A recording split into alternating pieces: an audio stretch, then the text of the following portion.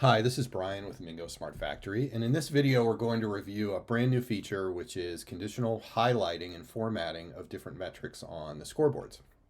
So you notice when we have the system out of the box, you can color code the OEE metrics, so OEE, availability, performance, quality, and then we also do status up and down, and we also do downtime reasons, so planned versus unplanned. Those all go into different colors. But what this feature allows you to do is color code any of the other metrics that are displayed on a scoreboard.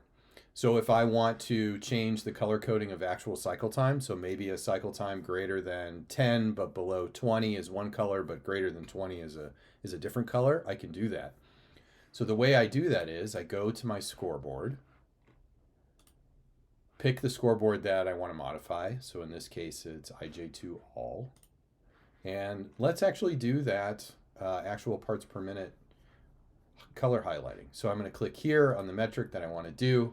I go to the Advanced tab, and then under Conditional Formatting, I add a rule. So these are all the different rule types that you can add. So let's do between first. So let's say between 0 and 15, it's one color. So maybe that one is going to be, and we have all kinds of crazy colors here that you can select. This color, this kind of pea green color. And then let's say if it's greater than 15,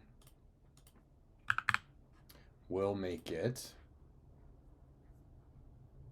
red, like that. So once I do that, the scoreboard's, once I hit save here, the scoreboard's going to update.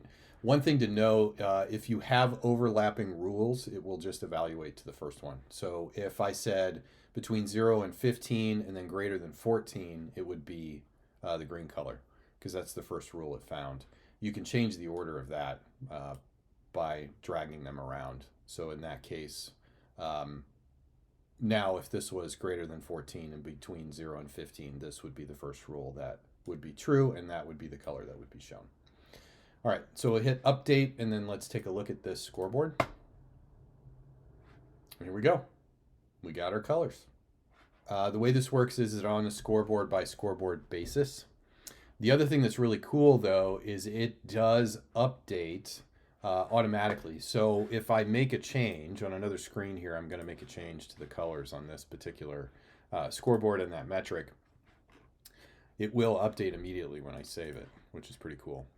So I'm going to change the color from green to dark blue. And when I save all of this, it will update automatically on screen. See how it refreshed there? And now we have the blue and the red.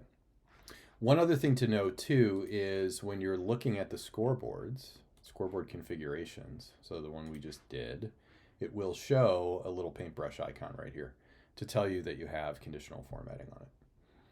So to recap, it is conditional formatting is the ability to color code any of the metrics on the scoreboards. It works across all the scoreboards.